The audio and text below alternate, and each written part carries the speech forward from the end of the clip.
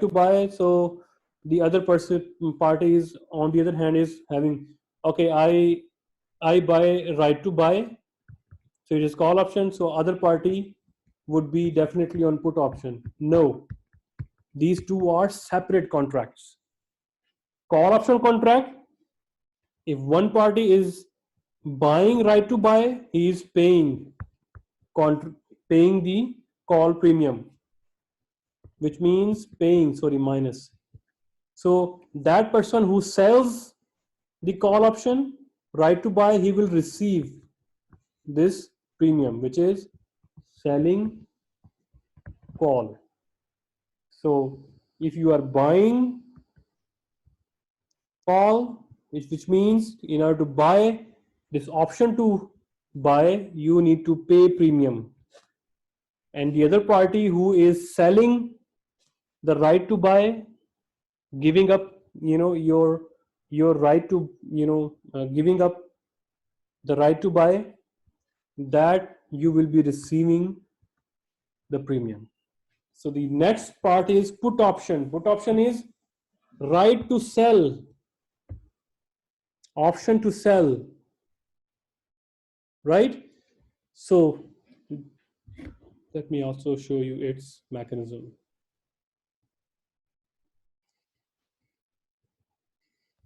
So in this case, in put currency,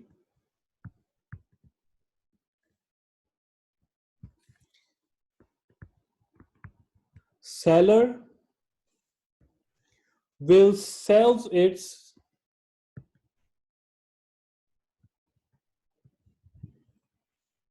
seller give up its right to sell to buyer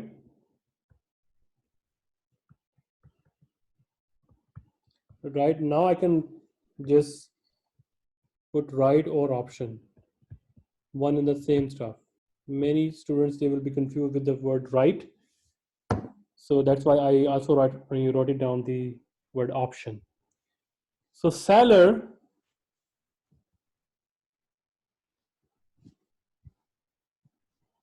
option to,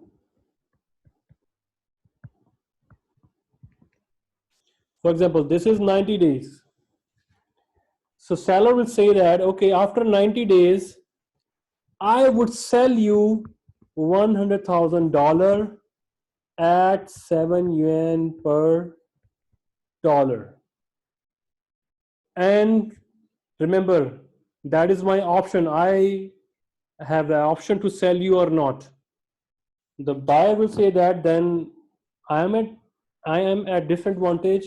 Okay, the seller will say that I would be paying you premium, small p, we call this put premium, and the buyer will be receiving this premium, right? And that has some certain percentages or something. For example, they said, okay, 3 cents for each dollar. So 3 cents, so 0.3 multiplied by $100,000, which means $3,000 he will receive as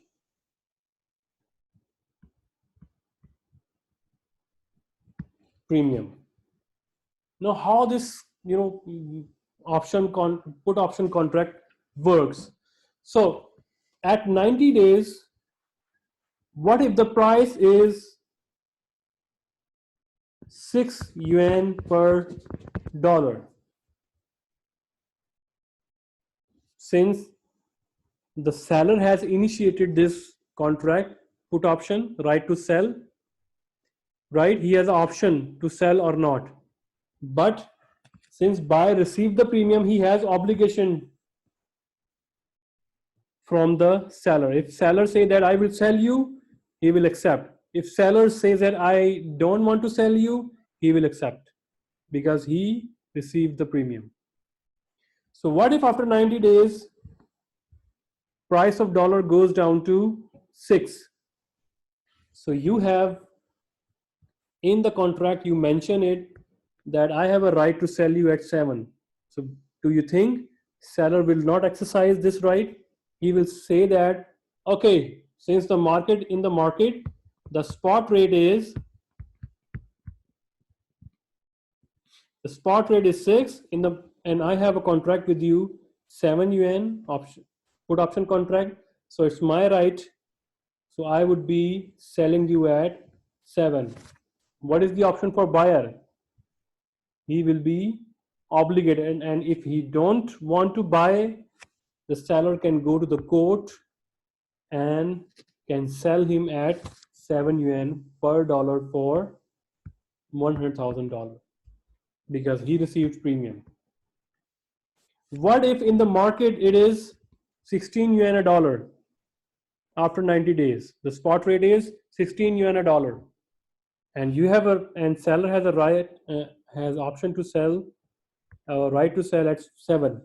The seller will say that, look, I don't want to, I am canceling this contract, keep this 3,000 premium with you, and I am selling my $100,000 at 16 to the market. That's it. Understand, everyone? Not Janlop, Understood. Yes, sir. Kathleen, Fabian. Yes, sir. Understood.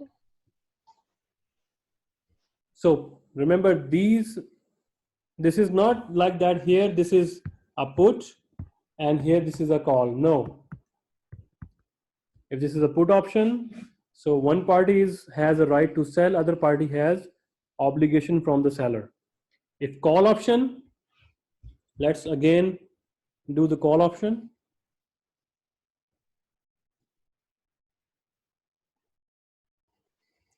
So a call option is right to buy. So normally it is initiated by buyers.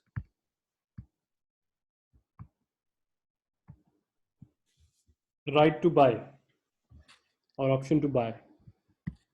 So we have a 90 days, 90-day contract.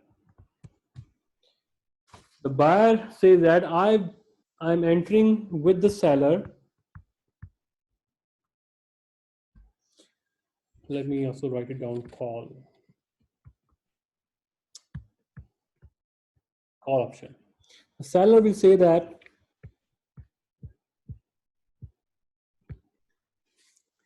okay, the buyer says I have an option to buy from you. For that I would be paying you a premium,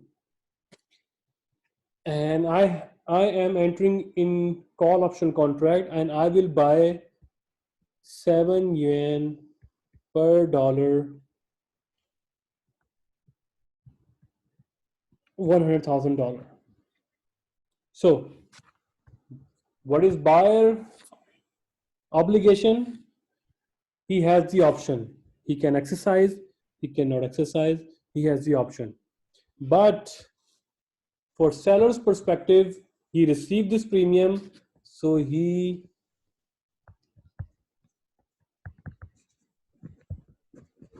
will be obligated from the buyer of the call. So after 90 days, if, so this is 7,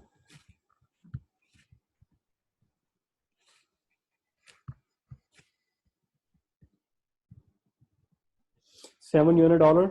After 90 days, what happened? If the price drops to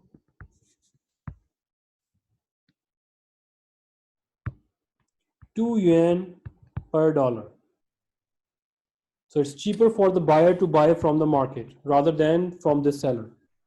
He will say that, look, I am canceling this contract because I have option to buy. I'm not exercising my option. So I would be buying from the market. What if in the market the value is 12? The buyer will say that, look, I have paid you this call option, so I am exercising my call. I'm not buying from the market, rather I'm buying from you. And seller, since he received this premium, he would be obligated. And if he don't want to sell, buyer will go to the court and demand his $100,000 at 7 yuan per dollar. So in option contract, we can say that one side of the contract is option, other side is obligation. In option, derivatives. In future and forward,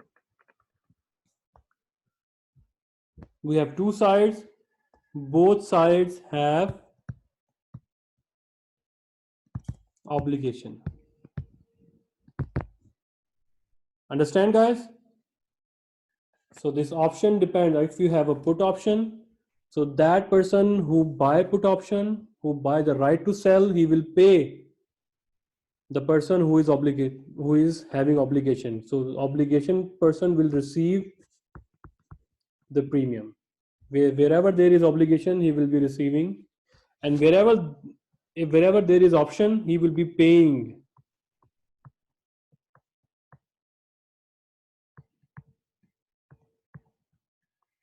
the premium. Everybody understand that?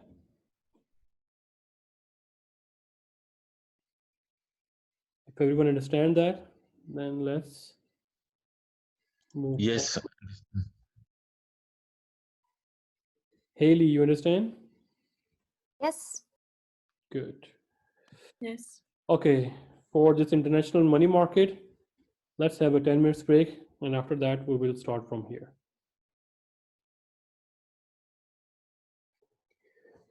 Okay guys, welcome back after a short break.